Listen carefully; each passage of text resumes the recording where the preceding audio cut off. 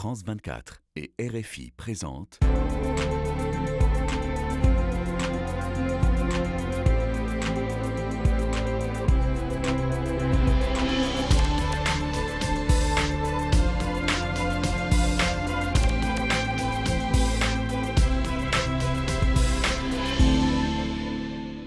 Bonjour à tous, merci de nous rejoindre à Strasbourg, à quelques mètres du Conseil de l'Europe qui veille au bon respect des droits de l'homme. Or, ils sont particulièrement remis en cause, bafoués récemment sur notre vieux continent, en Russie bien sûr, où l'opposition est systématiquement bâillonnée, mais aussi dans plusieurs pays d'Europe où l'indépendance de la justice et de la presse sont maltraitées. Alors, 2024 sera-t-elle l'année des droits de l'homme? Nous avons le plaisir de poser tout de suite la question à la secrétaire générale du Conseil de l'Europe. Bonjour, merci d'être avec nous ici sur ce plateau. Bonjour Maria Pejcinovic-Buric. Vous avez été vice-première ministre de la Croatie, ministre des Affaires étrangères avant votre élection en juin 2019 à la tête du Conseil de l'Europe. Vous ne vous représentez pas cette année à la fin de votre mandat de 5 ans. Alors le Conseil de l'Europe, ce n'est pas une institution de l'Union européenne, mais la principale organisation de défense des droits de l'homme en Europe, la vigie de la démocratie en somme sur le continent, et qui s'appuie notamment sur la Cour européenne des droits de l'homme. Le Conseil de l'Europe fête ses 75 ans cette année et rassemble bien au-delà des 27 de l'Union européenne, 46 États membres aujourd'hui. Oui, alors justement, Madame Buric, on a envie de vous demander ce que vous souhaitez aux Européens de l'Atlantique à l'Oural, c'est le terme consacré, en 2024. Ce que je voudrais tout d'abord, c'est de souhaiter la paix, la solidarité, la coopération entre les États de l'Europe et dans le monde, parce que la paix est au fondement du Conseil de l'Europe quand il était conçu en 1949, après la Deuxième Guerre mondiale. Donc j'espère que cette année, on verra moins de violence, on verra la guerre en Ukraine se terminer et trouver une paix soutenable pour l'Ukraine, pour l'Europe et pour le monde. Alors justement, en tant que patronne du Conseil de l'Europe, vous avez décidé d'exclure un pays en 2022, la Russie, une première pour votre institution. C'était 3 semaines tout juste après l'invasion de l'Ukraine.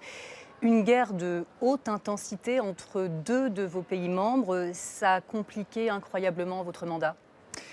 Écoutez, le 24 février 2022, quand cette agression brutale et illégale a commencé, il était clair à nous, au Conseil de l'Europe, et moi j'ai réussi immédiatement une déclaration en disant que soit la Russie arrête cette agression et essaye de voie diplomatique de résoudre les problèmes s'il y en avait, ce qu'ils n'ont pas fait. Et c'était très clair que ça allait à l'encontre de tout ce qui est les standards, le statut du Conseil de l'Europe. Donc il n'y avait pas une autre possibilité que d'exclure la Russie, qui en fait, c'était pas son tout début dans les violences des standards du Conseil de l'Europe. Ça, on a vu en train aussi les agressions à la Géorgie en 2008, l'annexation illégale de la Crimée en 2014. D'ailleurs, dès 2022, votre Conseil de l'Europe a créé un registre pour collecter les demandes de compensation pour les dommages et les victimes de la guerre en Ukraine. C'est bien de recenser, mais est-ce qu'objectivement, ça va pouvoir servir à quelque chose? La Russie, est-ce qu'elle va payer in fine quoi que ce soit? Nous avons trouvé un moyen, ce qui est le registre des dommages dont vous parliez, que nos chefs de gouvernement, d'État et de gouvernement ont adopté l'année dernière à Reykjavik. Et il est pour l'instant le seul un instrument juridiquement contraignant pour la responsabilité de la Russie contre les crimes qui sont faits à l'Ukraine. Et après, les instances du registre et de ce mécanisme d'indemnisation doivent décider ultérieurement si c'est recevable, quel montant est dû. Et finalement, il faut trouver un fonds Mais il faut... Dans les avoirs gelés, par exemple, russes, c'est ce que l'Union européenne essaye de faire, mais c'est difficile juridiquement. C'est très difficile juridiquement, mais ce qui sera à la fin le plus important, c'est qu'il y ait des fonds qui peuvent nourrir les requêtes qui doivent être récompensées. Alors on le comprend bien, c'est une première étape qui a été signée. La Hongrie, la Serbie ou encore la Turquie ont refusé de signer cet accord. Des États qui ne sont pas complètement hostiles à la politique de Vladimir Poutine. Est-ce que ça bloque vos ambitions ? Disons que ce qui était important pour le Conseil de l'Europe de pouvoir lancer le registre des dommages, c'était exactement que nous, on a un système qui s'appelle accord partiel élargi, ce qui permet que tous ceux États membres du Conseil de l'Europe qui le veulent participent, mais au-delà du Conseil de l'Europe. Donc maintenant, par exemple, le registre, il a 43 États membres et l'Union européenne comme partie de registre, ce qui était l'idée d'ouvrir la possibilité d'avoir une alliance plus grande que le Conseil de l'Europe. Donc de notre côté, on a voulu vraiment que ça ait une forme juridique, mais pas une forme juridique qui prenait trop de temps à la mettre en place.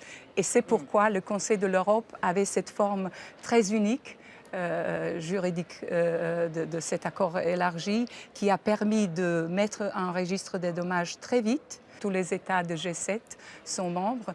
On est déjà présent sur les 3 continents. On espère d'avoir plus de membres. Madame Burrić, parlons migration, parce que 20 ONG s'inquiètent du nouveau pacte migratoire et de politiques de plus en plus répressives mises en place à l'encontre des réfugiés, y compris au sein de l'UE. Elles dénoncent d'ailleurs, je cite, un système mal conçu, coûteux et cruel. Est-ce que vous considérez que les droits des migrants ont régressé sur notre sol européen? Tous ceux qui sont sur le sol européen des États membres, ils doivent appliquer la Convention européenne des droits de l'homme. Vous avez le droit à un traitement qui n'est pas inhumain, etc. Donc, la Convention est assez claire. Là où il y a des infractions, il y a toujours le recours à la Cour européenne des droits de l'homme. Et bien sûr, une fois saisie, la Cour en décide. Les arrêts de la Cour sont définitifs. Les États membres doivent les appliquer à la question des migrants et des demandeurs d'asile. Vous avez appelé Israël un partenaire important du Conseil, à rester fidèle à vos valeurs démocratiques, à protéger les populations civiles dans sa réponse au terrorisme, je vous cite. On en est aujourd'hui à 24 000 morts à Gaza selon le Hamas depuis le début de l'opération israélienne. Est-ce que votre partenariat avec Israël est remis en cause ? Israël n'est pas un État membre, donc notre relation est celle de partenariat. Mais comme Israël est un pays démocratique, donc c'est pourquoi j'ai émis une déclaration de tel type. On comprend bien, et j'étais parmi ceux qui ont immédiatement réagi le 7 octobre l'année dernière quand il y avait cette attaque inhumaine et horrible de Hamas sur le territoire d'Israël et on a vu beaucoup d'otages qui sont prises, qui ne sont pas encore relâchées en totalité, ce que je fais appel encore une fois de le faire. Il est vrai que l'Israël a le droit légitime de se défendre, mais il est vrai aussi qu'on ne peut pas accepter d'avoir des souffrances des Palestiniennes qui sont subies tous les jours, les femmes, les enfants. Donc il faut arrêter ça. Et de nouveau, j'insiste sur le fait que le Conseil de l'Europe est basé sur la paix, donc un appel à un processus de paix qui malheureusement traîne depuis longtemps. Mais à mon sens, c'est le seul moyen comment s'en sortir de cet cercle infernal où il y a beaucoup trop de victimes de deux côtés. Plus étonnant, dans votre mandat, vous insistez au Conseil de l'Europe pour adopter des lignes directrices sur l'utilisation de l'intelligence artificielle, notamment dans le journalisme pour lutter contre la désinformation, les fake news. D'abord, sur l'intelligence artificielle, je crois qu'on a tous depuis de nombreuses années utilisé les nouvelles technologies dans l'espoir qu'elles vont nous apporter seulement du bien. Et je crois pour ma génération et pour beaucoup de générations, ça a été le cas pendant longtemps. Au fur et à mesure, la technologie s'est développée. Maintenant, on parle de l'intelligence artificielle et on se demande de plus en plus est-ce que ça ne va pas aller à l'encontre des droits humains, de la démocratie et d'état de droit? Donc, comme toujours, la Convention européenne des droits de l'homme doit s'appliquer dans des nouvelles conditions. Et on est en train de négocier une convention sur tout le cycle de la vie de l'intelligence artificielle, parce que il y a le secteur privé qui est très important. Il y a les acteurs qui sont en dehors de l'Europe, qui sont très puissants et très importants. Donc maintenant, on négocie, par exemple, avec les pays qui viennent de tous les pays de l'Amérique du Nord, la plupart des pays de l'Amérique du Sud, plusieurs de l'Asie, par exemple le Japon, la Corée du Sud. Et aussi, on a 90 ou aux alentours de ce nombre, aussi la société civile qui est impliquée. Donc, on veut qu'on ait un texte qui va pouvoir vraiment être appliqué dans la situation, bien sûr, en Europe, mais en dehors d'Europe, par exemple, comme est le cas avec notre convention sur la cybercriminalité qui a maintenant 69 États membres. Un des articles très importants de la Convention européenne, c'est l'article 10 sur la liberté d'expression qui implique la liberté des médias, la liberté de presse. Donc on est très soucieux. On a d'autres textes qui sont moins contraignants mais toujours importants. Les recommandations sur la protection du journalisme et la protection des journalistes. Si on veut sauvegarder la démocratie... Et les droits d'auteur aussi, les droits d'auteur. Et les droits d'auteur, il faut sauvegarder le journalisme de qualité et les journalistes, parce qu'on voit un peu la tendance en Europe, mais ailleurs aussi, que les journalistes sont de plus en plus attaqués, soit physiquement, soit intimidés, soit certaines lois changées. Donc on voit beaucoup de méthodes qui sont utilisées pour réduire l'espace de la liberté des médias et de la sûreté et sécurité des journalistes. Des femmes journalistes qui sont très souvent ou plus souvent attaquées en ligne surtout et qu'il faut protéger parce que c'est très souvent sexiste, mais ça va au-delà. C'est évidemment pas nous qui vous contredirons à France 24 et à Radio France Internationale. Depuis le Conseil de l'Europe à Strasbourg, vous êtes une institution voisine du Parlement européen. 2024, c'est une grande année d'élections, les européennes du 6 au 9 juin. Vous le voyez comment, ce scrutin? Est-ce que vous craignez d'éventuelles ingérences? Écoutez, on parle toujours que les élections sont la fête de la démocratie. On voit aussi qu'il y a de moins en moins les gens qui participent aux élections et qu'il y a aussi une crainte ou un malaise avec les institutions démocratiques. Donc, si on veut vraiment remédier à cette situation, il faut d'abord participer aux élections. Cette année est une année des élections un peu partout dans nos États membres en Europe et au-delà, de l'autre côté de l'Atlantique. Donc je vois vraiment aussi le droit, mais la responsabilité aussi des citoyens d'aller voter. Donc j'espère qu'ils vont se présenter aux urnes. Vous ne vous représentez pas en ce qui vous concerne pour un second mandat à la tête du Conseil de l'Europe. Premièrement, j'ai envie de vous dire pourquoi.